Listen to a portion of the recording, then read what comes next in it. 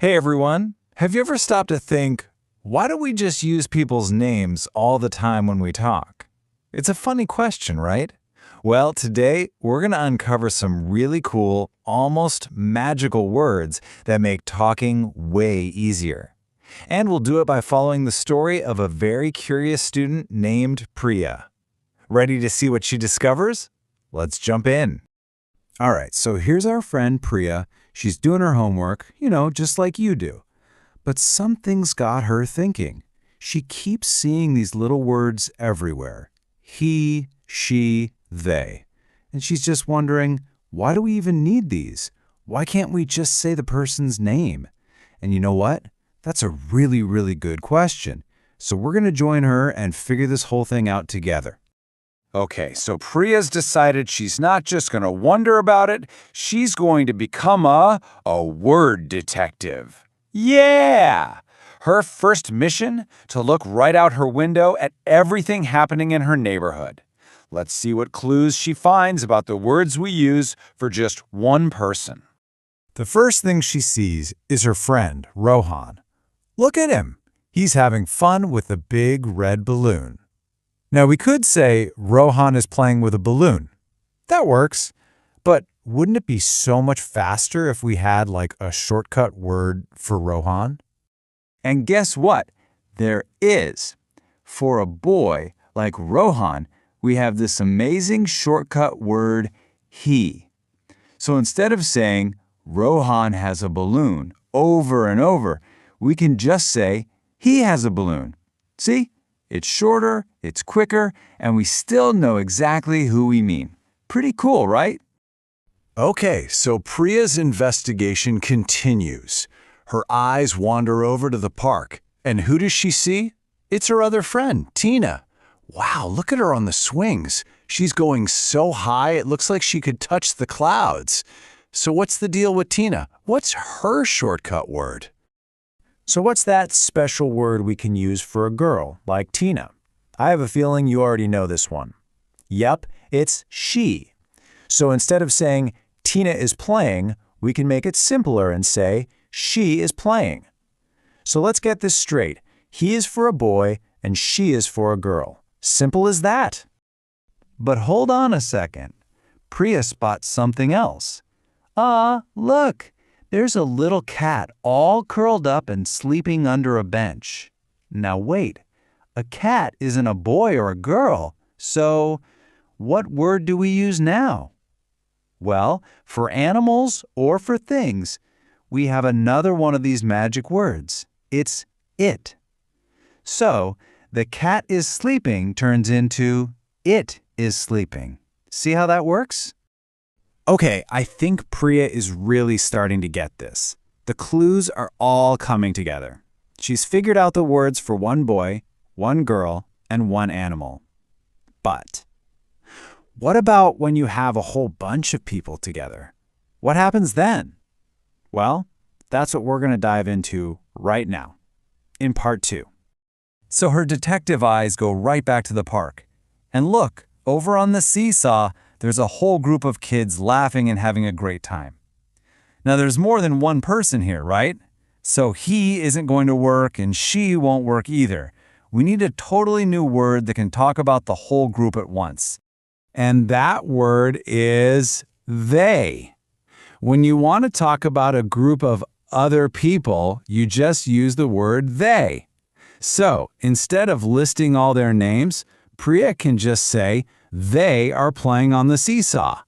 That one little word takes care of the whole group. How easy is that? All right, fast forward to later that evening. Priya is at home, sitting down for dinner with her family, and they're eating dal and rice. Now think about this. Before, she was just watching the group of kids in the park, but now she is part of the group. So how does she talk about everybody at the table, including herself? Here's the secret. When you are inside the group you're talking about, you use the super special word, we. So Priya can look at her family and say, we are eating dinner. And that's the big difference, right? They is for a group over there. We is for the group that you are in. You know, Priya is starting to feel like a real detective who's cracked a big case.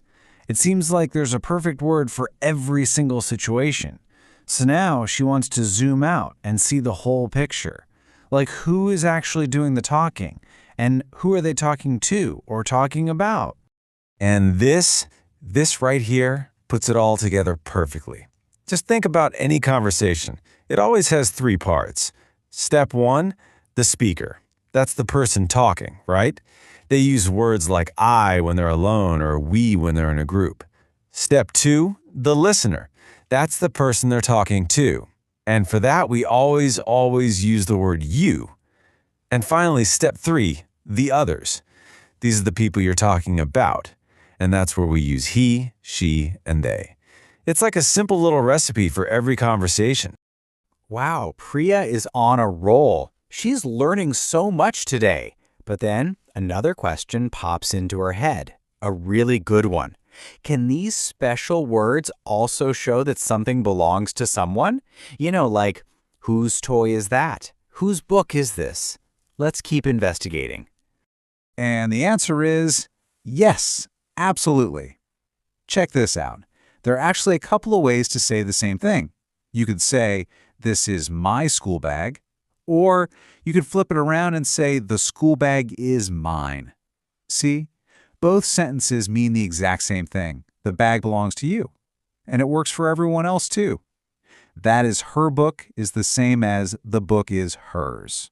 That is our scooter is the same as the scooter is ours. It's just another neat trick these words can do. All right, word detectives, it's time for a little pop quiz. Priya wrote a sentence about her dog, Bruno. I want you to read it very carefully. Ready? Bruno is my pet dog. They never bark loudly. Something doesn't sound quite right there.